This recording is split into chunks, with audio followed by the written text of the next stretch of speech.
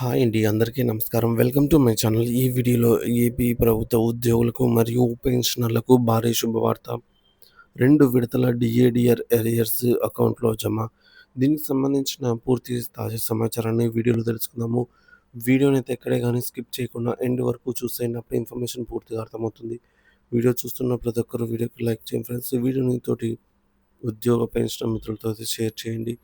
కొత్తగా చూస్తున్నవారు మన ఛానల్ ఇంకా ఎవరైనా సబ్స్క్రైబ్ చేసుకున్నట్లయితే వెంటనే మన ఛానల్‌ని సబ్స్క్రైబ్ చేసుకోండి. దీని ద్వారా నేను చేసే లేటెస్ట్ వీడియోస్ అన్నీ మీ వరకు రీచ్ అవుతాయి.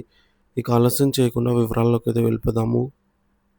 ఫ్రెండ్స్ ఇక విషయానికొచ్చినట్లయితే ఆంధ్రప్రదేశ్ రాష్ట్ర ప్రభుత్వ ఉద్యోగులు మరియు పెన్షనర్లు ఎన్నో ఏళ్లుగా పేరుకుపోయినటువంటి కరువు భత్యం, డీఏ మరియు కరువు ఉపశమనం, డీఆర్ బకాయిల కోసం తీవ్ర ఆవేదనతో, ఆశతో ఎదురుచూస్తున్నారు.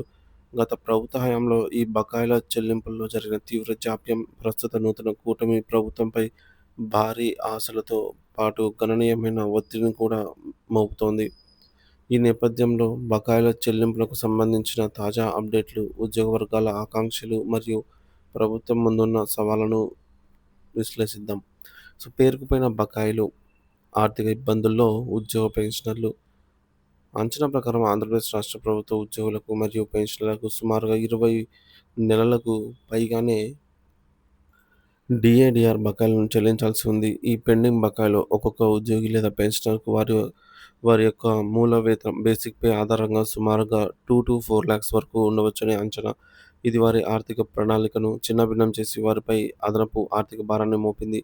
నిత్యావసర వస్తువుల ధరలు ఆకాశాన్ని అంటుతున్న ప్రస్తుత తరుణంలో ఈ బకాయిలు అందకపోవడం వారి జీవన ప్రమాణాలకు తీవ్ర ప్రభావం చూపుతోంది. గత ప్రభుత్వ హామీలు, నెరవేరని వాగ్దానాలు. గత ప్రభుత్వ హయాంలో డీఏడీఆర్ బకాయిల చెల్లింపులకు సంబంధించి పలు జీవోలు జారీ చేసినప్పటికీ అవి పూర్తి స్థాయిలో అమలుకు నోచుకోలేదని ఉద్యోగ సంఘాలు ఆరోపిస్తున్నాయి. జీవోఎంఎస్ నంబర్ 28 దీని ద్వారా 3.64% డీఏ పెంపును ప్రకటించింది. మొత్తం డీఏను 30.03%కి చేర్చారు. దీనికి సంబంధించిన 15 నెలల డీఏడీఆర్ అరియర్స్ 3 సమాన వాయిదాల్లో ఆగస్టు, నవంబర్, ఫిబ్రవరి నెలల్లో చెల్లిస్తామని ప్రభుత్వం హామీ ఇచ్చింది.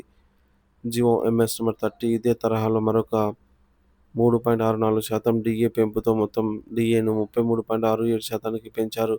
దీనికి సంబంధించిన 12 నెలల బకాయిలను కూడా 3 సమాన వాయిదాల్లో సెప్టెంబర్, డిసెంబర్, మార్చి నెలల్లో చెల్లిస్తామని ప్రకటించారు. అయితే ఈ చెల్లింపులు చాలా వరకు వాగ్దానాలకే అయ్యాయని, పూర్తి స్థాయిలో జరగలేదని ఉద్యోగ సంఘాలు తీవ్ర అసంతృప్తి వ్యక్తం చేస్తున్నాయి.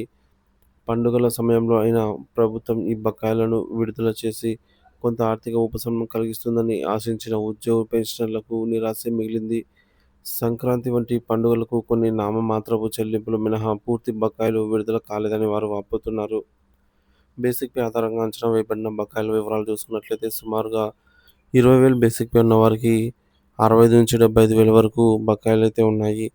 బేసిక్ పే 40,000 ఉన్నవారికి 1,30,000 నుంచి 1,50,000 వరకు ఈ యొక్క పెండింగ్ అమౌంట్ రావాల్సి ఉంది. 80,000 బేసిక్ పే వారికి 2,60,000 నుంచి 3,00,000 పైగా అయితే ఈ యొక్క పెండింగ్ అమౌంట్ రావాల్సి ఉంది.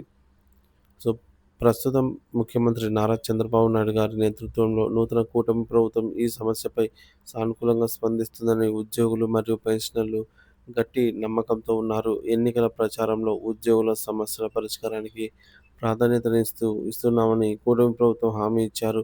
ఈ నేపథ్యంలో ఈ నెలాఖరులోగా లేదా సమీప భవిష్యత్తులో భేటీ అయ్యి ఈ బకాయిల విడుదలకై ఒక స్పష్టమైన ప్రకటన చేస్తారని, నిర్దిష్ట కాలపరిమితితో కూడిన రోడ్ మ్యాప్‌ను ప్రకటిస్తారని ఉద్యోగ వర్గాలు ఆశిస్తున్నాయి.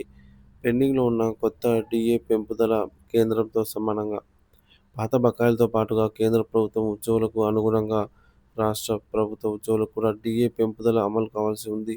డీఏ జనవరి 2024 డీఏ కేంద్ర ప్రభుత్వం ఇప్పటికే జనవరి 2024 నుండి డీఏను 4% పెంచి మొత్తానికి డీఏని 50% చేర్చింది. సో, దీనికి అనుగుణంగా రాష్ట్ర ప్రభుత్వం కూడా ప్రకటన చేయాల్సి ఉంది. ఇది అమలైతే రాష్ట్ర ప్రభుత్వ ఉద్యోగులకు డీఏ శాతం ప్రస్తుతం ఉన్నటువంటి 33.67% నుంచి 37.67%కి పెరుగుతుంది.